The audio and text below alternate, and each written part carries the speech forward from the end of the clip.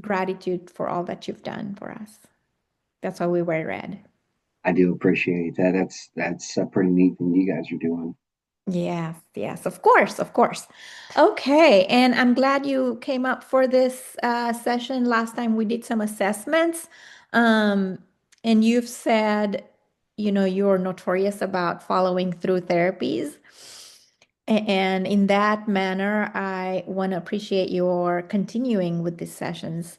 A part of you may have not felt like coming here today. I got a little anxious, I'm not gonna lie, a little nervous about going again, but honestly, you were a lot calmer, a lot more easy to talk to than my last umpteen thousand therapist I feel like I've seen. So I figured, what the heck? And my wife told me if I don't do it, she's gonna ground me. So Oh, okay. Well, I appreciate the compliment. We totally understand that coming to the VA can be nerve-wracking. There's quite a bit of anxiety, especially with what you've been through. And it shows also that you value what your wife says, that you are in a committed relationship. You want to do what she says. yeah, yeah, I'm trying. I just feel like I'm tired. I mean, I am tired. Yes, yes, I see that. Okay, so that segues into, I do remember what you said last time. You had talked about some sleep difficulties. You had said you have quite a bit of physical pain. And, you said you also don't mingle or you isolate and avoid going to places because of the trauma you've been through. I just hate And food. so out of these three, which ones did you want to start with? I guess we could. I mean, the one that they all bother me, but I really need to try to do something about my sleep. I mean, I feel like I fall asleep at 3 or 4 o'clock in the morning, and then I'm up every hour until it's time to get up for the day. It's just not working out well for me. Yeah, okay, yeah. Sleep is a big thing. It is going to impact a lot of your reactions during the day. If you've not had enough sleep, we're all kind of likely to be very grumpy and on the edge. So that makes total sense. We can talk about that a little bit. So the therapy that I'm doing with you is to do with your thought processes, meaning your perceptions and your beliefs. So let's go with, let me question you this way. Where do you think most of your worries around nighttime come from? Or worry is a feeling, first of all. So where do your feelings come from? From your thoughts or situations outside of you, or both? Um, I guess situations. I mean, that seems right to me. Yeah, you're right. You're right. You have these situations, you have memories, you have stuff that has happened to you that makes you anxious. We get that. However, there is, a usually a inner dialogue within all of us. I wonder if you're aware, like even before coming here, you had some thoughts. Do I go there? Do I not go there? Yeah, Some of your thoughts may have been healthy, like let me just do it. So that's what made you come here. yeah, And some of the thoughts were like, I don't want to go. And yet you listen to the ones that said, let me just do this. yeah, yeah. And we shall Exactly. call that self-talk. That's what it's called. It's like you're into any sports? Yeah, What sports? football. Okay. So, when there's a football game going on, there's usually a commentator Yeah, saying, oh, player number 16 went for, right to the net, or he's moved past through 17 and player number this. So there's that commentary, correct? yeah, We have a similar commentary within ourselves. That is our self-talk. That's what we call it. So those are our perception. Based on our perception is the way we feel. Now, your intensity of feelings of worries can be this much at nighttime or on sleep time. yeah. We can reduce it through the ways we think Okay. so that you be less worried. We can also reduce those worries through certain social cues in your environment. The cues in your environment tell your brain, it gives your brain some messages. So today we'll work a little bit on both of those. We'll work on the cues in your environment that tell you to sleep or not sleep, and a little bit of the self-talk. Okay. That okay? All right. So tell me a little bit more about what else you do in the evening and what else you do. Um, like, what are your activities in bed? Usually I go in about 10 o'clock. That's when my show comes on. I'll watch my show and then I like to get on social media and, post to my friends some military memes and we'll talk about just nothing really. And then I like to scroll through social media uh, for most of the night. And I like being on my phone in bed and watching TV and then, I'll have some popcorn or some chips or a soda there beside the bed. That's just kind of my little man cave, I guess. Okay. And what about deep discussions with your wife about outings or disagreements or bills?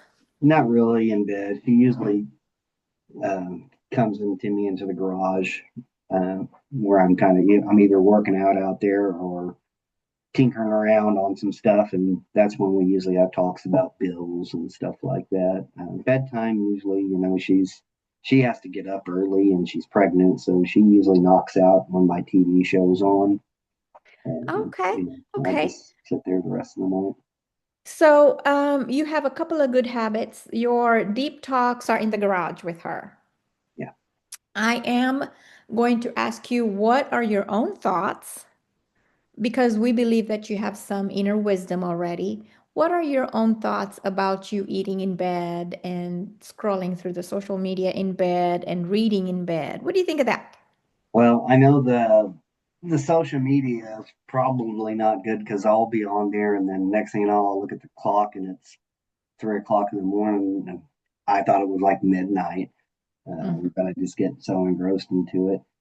The eating probably needs to stop just for my physical health because it's not good to eat that late at night.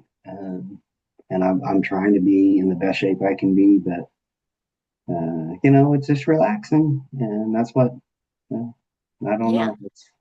It So makes you me. nailed it. You nailed it. You already know that scrolling through social media at night, you're going from one to the other, one to the other.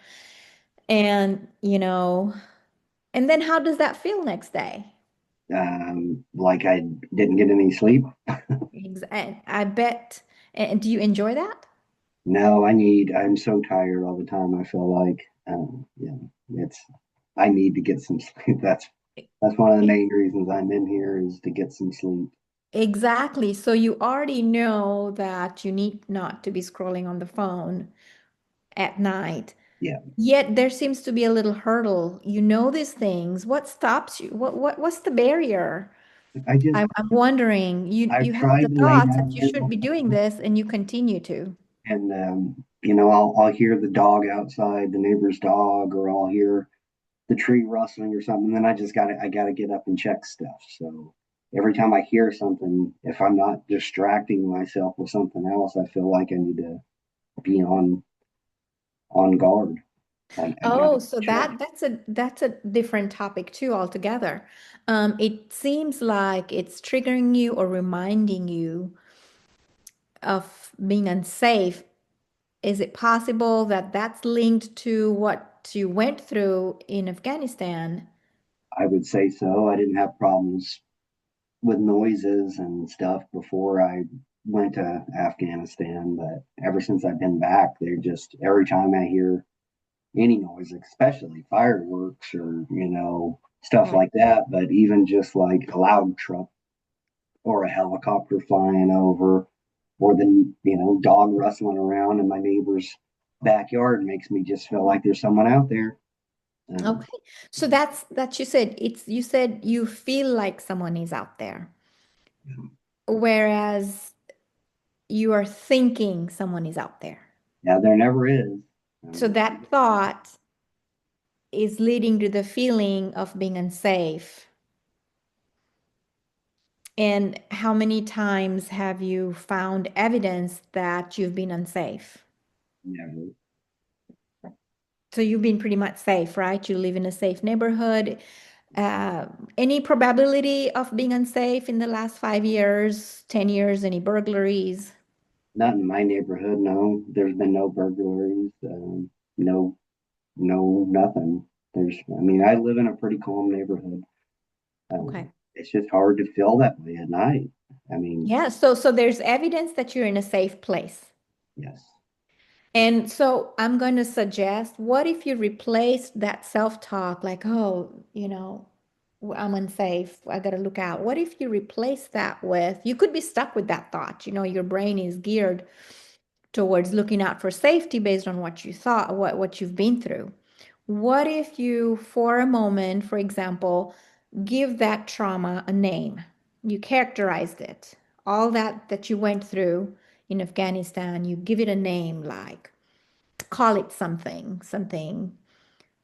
uh, hell, Hell, okay. Okay. So what if yeah, you picture it, this is a huge hellish ball or something, and flow with me and just put it aside. It's not in you. You're breathing and you're putting it away from you.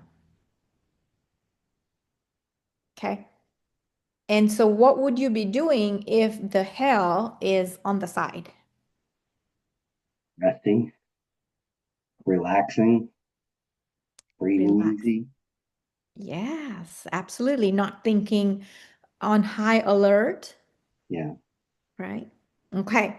So try that maybe when those thoughts of, oh, what's happening, yeah, everything, you can check out, of course, for a minute, validate those feelings of unsafe, of wanting the security. We do want to feel secure. We do want to not ignore the cues that you could be unsafe for a minute and then get back to putting that aside and then you'd be relaxing. That's one thing that you could do, sir. okay. The other on the social cues about your bedroom and nighttime activities was um, as opposed to scrolling on the social media on in your bed, what if you went to the bedroom and did that? Or you were not sleepy and you read in the study or away from your bed? So do the non-bedroom things in a different room. Yes, yes. Eating, what do you think about eating? Where should you be eating? I should be eating in the kitchen, but I shouldn't be eating after 9, really. I mean, I know that. I'm a physical fitness freak. I know I shouldn't eat after 9. I, I've been wanting to break that habit, but then I don't think about it. I guess the food comes with me, and I lay down and start chomping, and next thing I know, I've ate a bag of chips. And that's called being on autopilot, right? Automatic Yeah, thinking, yeah, habitual. And here we're trying to, in sessions, at least I'm thinking you're here for change. yes, yeah. And so we're trying to make a few changes, not a whole lot, little at a time. When you get that thought, oh, you probably think it's just chips. It's okay, I'll just eat. I don't even think I think. I think I just grab and go. Like, oh, it's bed. That's what I'm saying. I'm suggesting you slow down because you were able to stop and think before you came up here. So that means you're aware of some of your thoughts. Yeah. Maybe for the next week, try to watch what you're thinking before you eat, or be on social media, or be reading. You'd be like, oh, yeah, this is great. Instead, like, no, I need to go to sleep, put that away. I'll Or if you're on social media, yeah, this is enticing, yet maybe not I'll try to for put my me. phone in the inside of the drawer of the nightstand, so I can't just reach over and grab it to where I have to think about getting it if I want to get it out of the drawer. Brilliant idea. Yes, you have all the ideas within you. You and I are just going to work together so all the tools that you have come to the surface. You have the wisdom. We just work together so that we can unleash the inner wisdom. Okay.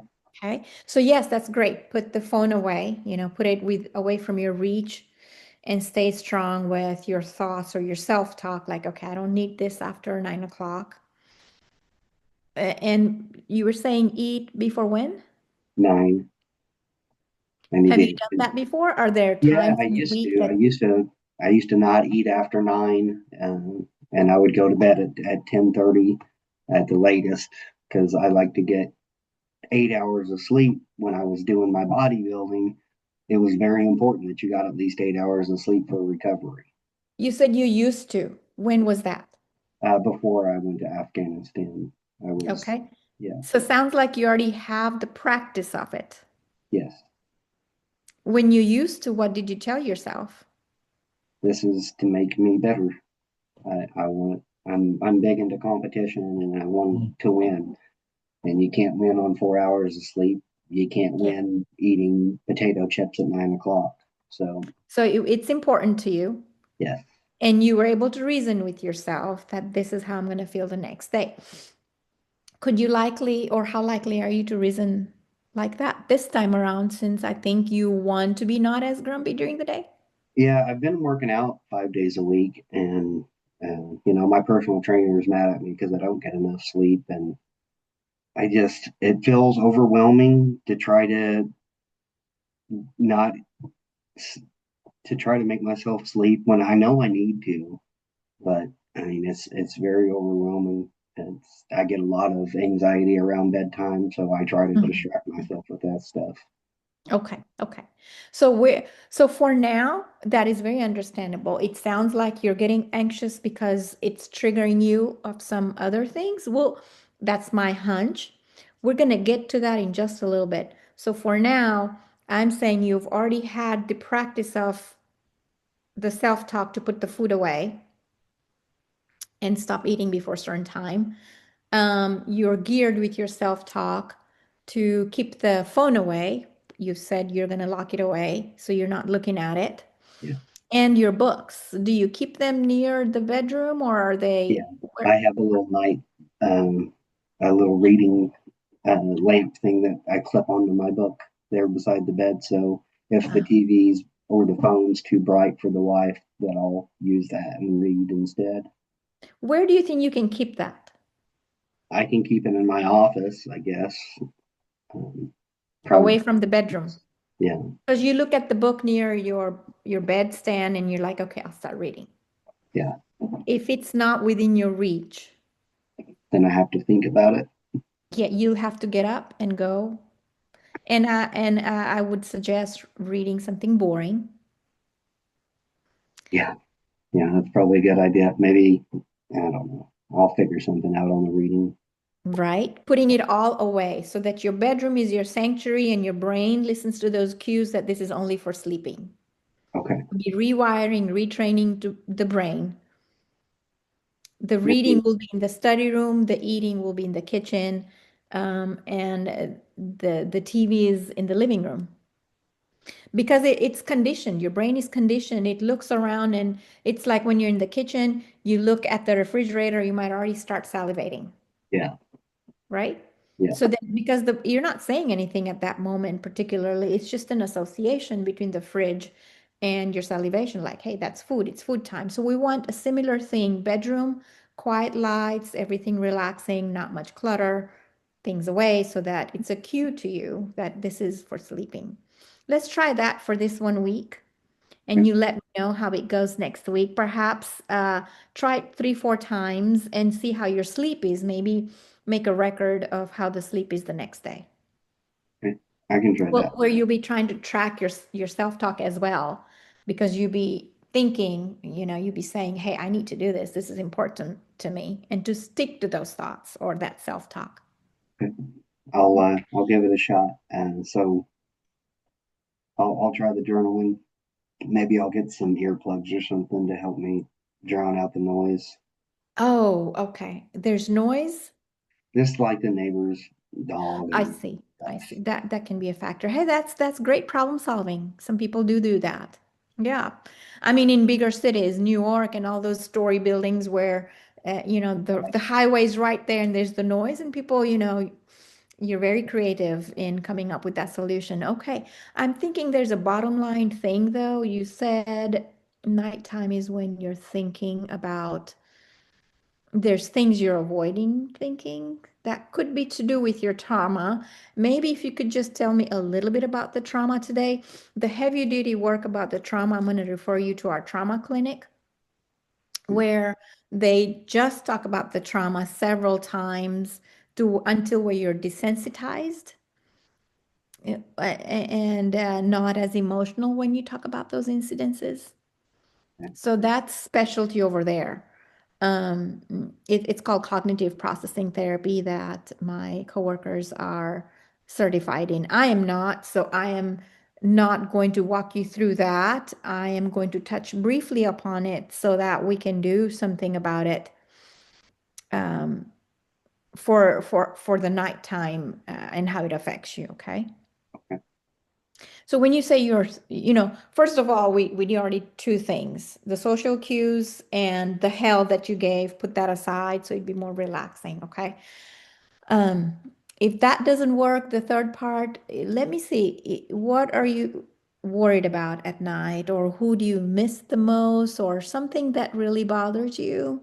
Well, when I'm laying there, I think a lot about the two tours I did in Afghanistan. The last one, of course, was the worst one. I saw a whole lot of stuff, and you just, it's not easy to forget. Um, I lost a couple of my buddies. One, Yeah, my battle buddy, Jason, was like a brother. yeah, I had radio watch one night, and I had already done QRF, and I was just not feeling good. So I asked Jason if he could take my shift, and he did. And he never made it back.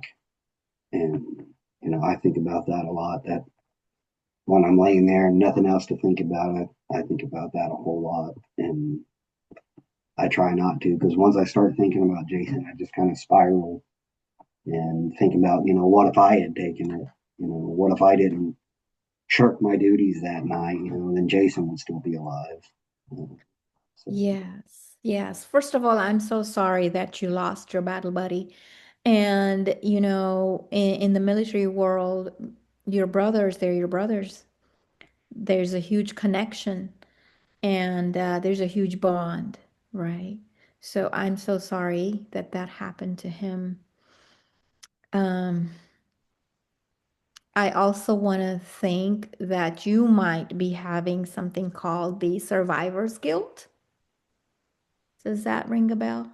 yeah, That you I've heard of it. survived and he passed My on? last therapist, that was the first thing they said to me, and then I never seen them again. I don't know. I didn't get too much into it. I don't think I was ready to hear anything. Yes, yeah. Your last and avoiding talking about such a deep stuff is pretty common. So I want to appreciate your courage this time in addressing it. Yeah. Well, you're a Okay, lot easier because to talk to. veterans do feel guilty because they have survived. I Yeah, do that's feel. I feel guilty that I had him take my watch. I feel guilty that it was him. It and makes it hard to I trust my own judgment.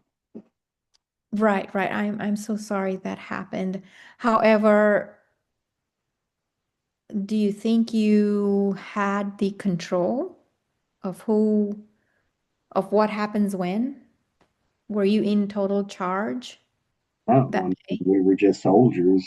But maybe if I had been listening closer, I could have heard something, or I could have woke up, or I don't know. And yet you were not though, right?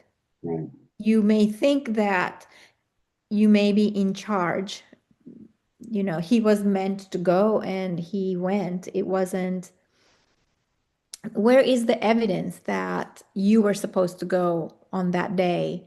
I'm sure your commander or someone said, that's not your turn today. He's the one going. You were not in charge of the decisions, were you? Well, a lot of times we switch like duties. So like I took one for him the night before, and so he was taking this one when this happened. And nothing happened whenever he didn't take his. The night that I took my night off, you know. Was there any evidence for you to know that if I take my night off, this is what's going to happen tomorrow? Did you have any psychic abilities like, Clark, that Superman guy who can see the future and hear things? Did you have any inclination that this was what was going to happen? No, there was no difference, you know, it was just the same thing we've been dealing with for the past 3 months while we was there. There was no change, no extra patrols. There was no signs of anything. No, So you're saying there's no evidence of you knowing that this was coming? yeah, no. If I knew it was coming, there's no way I would have let Jason take my watch. Exactly. You just said if I had known. So which means you hadn't known. And if you hadn't known, then how are you responsible for his death? You know, it Hang just on to that. Hang on to that. How are you responsible for his death? because it was my watch. I mean, I don't Yet you had not known though that that would happen. You are not able to time travel or go to the future, are you? know. See what I'm saying? Yeah, I understand it. I understand what you're saying, and it does feel nice to hear, because I don't talk about this with anybody. So Right, right, it's nice to hear from someone else that it's not my fault. right. Because you can't control everything. You don't see the future. And I do appreciate you taking the courage to discuss this. It's easy to avoid, and then comes a time like, how long are you going to keep on avoiding this topic? And I know I It's a can. loss, and I'm wondering if there's other ways you could grieve. What would your buddy want you to do? Would he want you to hang on to his thoughts, or would your buddy want you to be happy or move on with your life and enjoy? No, he talked about wanting to be the best man when I got married, and he would have been over the moon with me having a kid, and he would want me to have a beer for him. It's not he doesn't want sympathy or empathy. That's not the kind of guy he was. Right. So he would want you to move on and be happy. And so what if when you get these thoughts about him, perhaps acknowledging those feelings like, yeah, buddy, I miss you. If your self-talk was, okay, I miss you wherever you are, rest in peace. I can try. Mostly, I just wish I could have been there with him. But Right, right. And since you've already concluded that you cannot be with him, that's beyond your control, right? Could you do this little prayer so that, he rests in peace and you have acknowledged your feelings? Um, do you think that would ease your anxiety a little bit? maybe usually when I spiral thinking about him, it ends with me saying, "I miss you." Okay, okay. So you do have a little bit of practice of knowing that you're spiraling, and then you say a Um, little thing like, I miss you. And yeah, that's it. That's the way to do it. That might help. I think you've nailed it. That might help with your sleep. And like I said, you might be able to process this in the trauma clinic more, but I want to thank you for sharing that much with me. Let's try these things until next week related to your sleep, this self-talk and the social cues that, okay, all right. And you all had also said there was another pressing thing. You said you avoid going to places with your wife, yeah, which was, I think, a very important aspect for you. You want to be there for her. I want to go to I the mean, family. if we have talked enough about these two topics, I think we can move on Yeah, to that one. I think so. I think so. Okay. Yeah, I So just what I don't about, like being around crowds, and her family's kind of boisterous. Her dad and her brothers, they like to yak it up, and they're nice, and everything. I don't dislike them. They're just a lot of people, and it's kids running behind me, and you know her uncle over there, and her dad. It's just so much. It's okay. So again, that's the social cue. With that much, I'm wondering what it reminds you of. reminds me of Afghanistan. It's the noise, just the Right, right. It overwhelming. reminds you, and your brain thinks you are in Afghanistan. So the thoughts can be a tool as well as a detriment to our feelings, right? Yeah. I don't think that you think you're in Afghanistan each time you have that much of noise. No, Tell me some times when you're able to beat the crowd and still be there. well, I went to her baby shower. Well, I didn't go. They had it at my place, and I was able to sit in there with that. Now it was still noisy, but I felt a little more comfortable in my chair, in my surroundings, and it was just a bunch of women. The men didn't come, so it wasn't quite as boisterous Okay. as It if was her a little dad. quiet. I wonder what you were thinking that day, though. What was your self-talk that day when, I was excited for my wife and the baby, and so I just kept thinking about that mostly.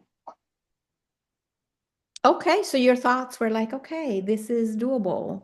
This is important. My wife's happy. Yes, Something like that. yeah, And then you were able to manage the crowd. You see how the power of thoughts, the thoughts affect your feeling level. yeah. So it's kind of the same thing with the stuff at night. I think I'm in danger, but I'm not. I gotta Okay. remind myself. Is that what we're looking at?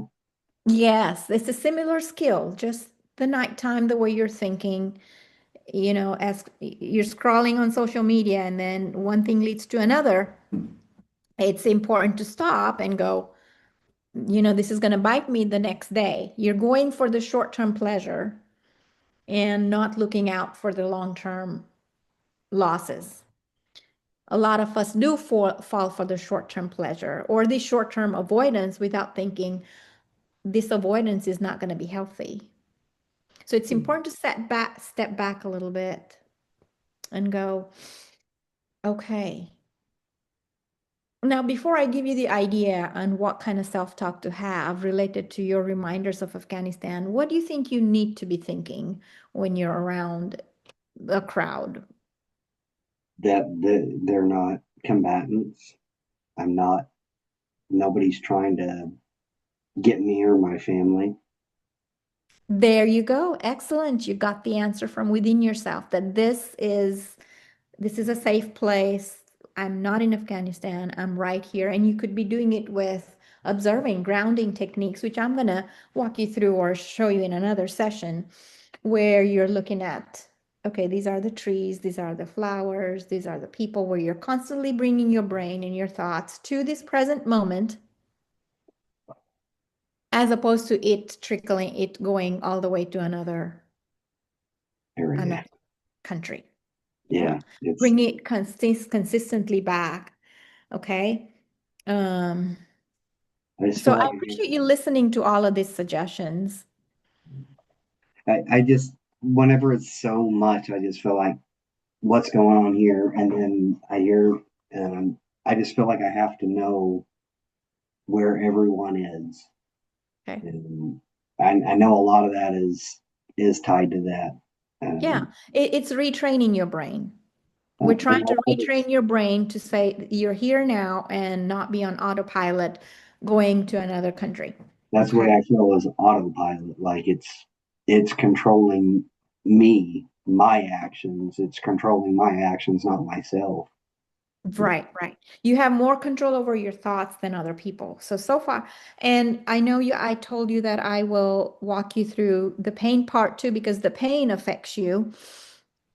Yeah, Um, and it's tied to the way you feel. So I'm going to walk you through a guided imagery for now, if you're okay with it. I know I see that the the hesitation on your face. yeah. It's. I mean, I'm not into meditation. It's. It's I mean, understandable. And, it's a new thing. And I would strongly recommend maybe let's just do 5 minutes. I won't walk you through completely. It's a new thing, and there can be apprehensions about new things. That is understandable. It's not a prayer.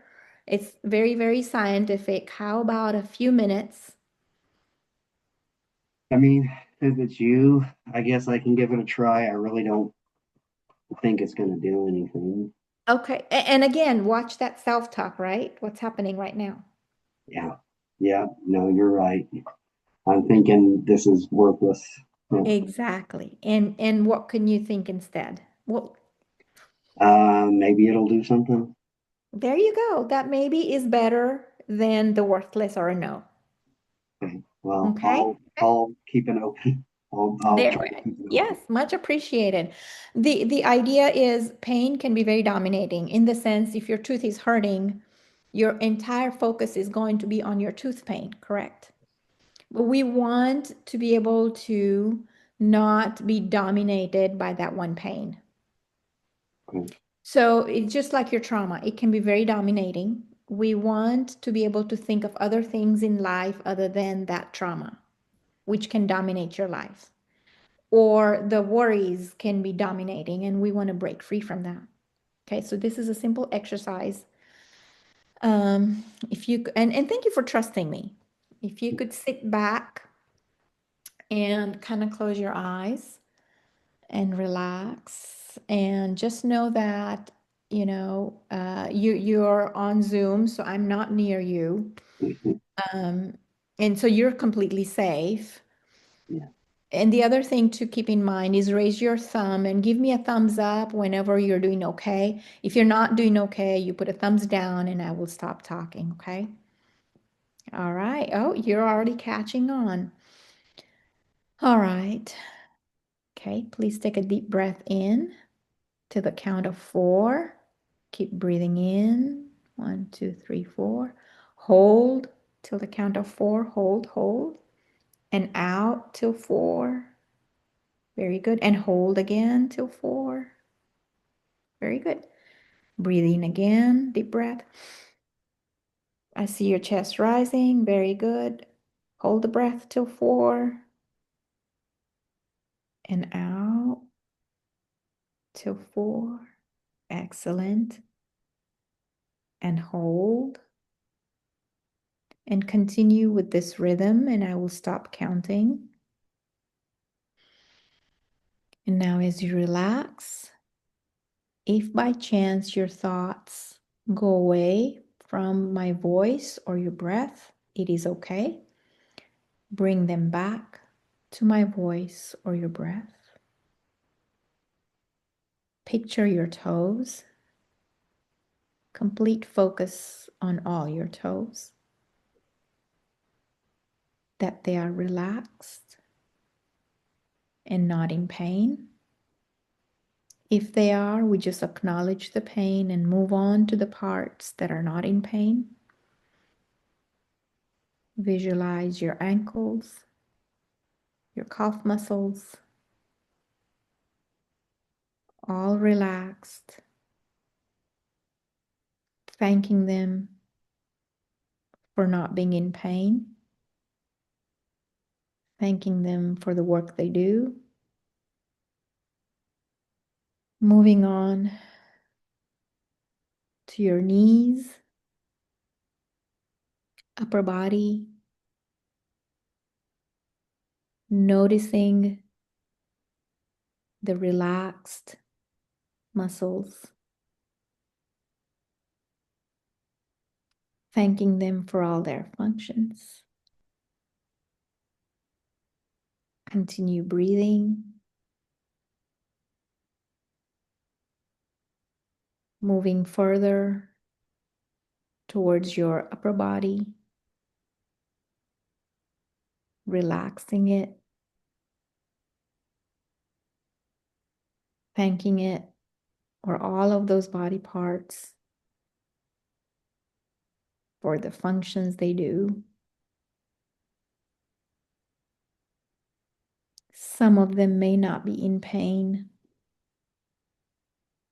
yet never noticed because they were not in pain. This is a moment where you're noticing each and every part of your hands, fingers, arms that are not in pain, your neck, head, eyes, facial muscles, all that are not in pain.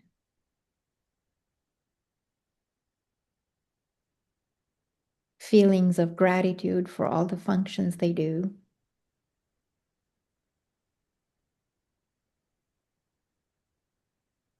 and easing the parts that are in pain.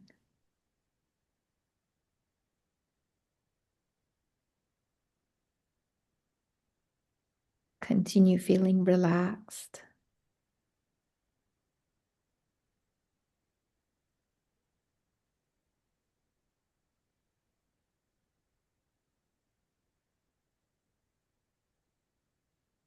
Taking a quiet moment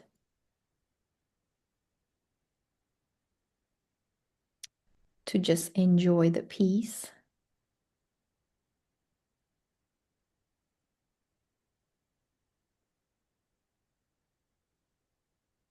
And when you're ready, you can come back to this room and open your eyes. Okay. What do you think of that? As relaxing, for sure. Maybe I can get my wife to do that before when we lay down. Yeah, yeah. And your mind may have gone elsewhere before. Yeah, yeah. But if I can focus on her voice, maybe that will help. Yes, or your breath. Yeah. What do you think of the part that the pain dominates and we forget about the other parts that are not in pain? I'm not gonna lie, it felt a little goofy to me. But as we was going through, I started feeling muscles that I don't normally feel and thinking about them. So that was different, Right? especially facial muscles. I never think about that. Mm-hmm. So that's it. Sometimes we don't think about what's going on well. We are only thinking about what didn't go well. Yeah. Just a similar exercise to have a whole picture. So many things may have come out of your Afghanistan trip. So but we can table that for the next one. Let me summarize. Today we've addressed your sleep hygiene Yes. and the social cues as well as the self-talk related to that. And then we've talked a little bit about your trauma, you avoiding other places with your wife, and how to bring yourself to that moment and use positive self-talk instead of that. And about pain, how to focus on what's not in pain. Yeah. Um, did we leave anything else out? And oh, I did say that we can give your trauma a name, a character, which you said it's hell, and you put it aside and not, hold it onto you like a, shield. You put Yeah. it aside, or like a heavy weight. You put that aside so that you can be doing more. Yeah. Yep. And we did the mindfulness meditation. So we did quite a few. We did about four things. Did I leave anything else out? No, I think that's pretty close to everything. I'm going to work on my sleep hygiene. I think I'll try to incorporate this meditation into my sleep hygiene because it did relax me. So, And the self-talk, in the self, watching self-talk. yes. Yeah, I'm glad you pointed that out when I started thinking about going around the family. So maybe that'll help too. I'll give it all a try this week and I'll try to jot down when I can remember my Yes. thoughts and feelings at those times. Yeah. Yeah. The homework is to that assignment. Yes. All right. Well, thank you so much for listening Great. Thank you. and having the courage to participate in all of this. I appreciate you. It's very nice talking to you. You're nice and calm. And once Okay. again, love the red shirt. Yes. Yes. Okay. Recording paused. Recording stopped.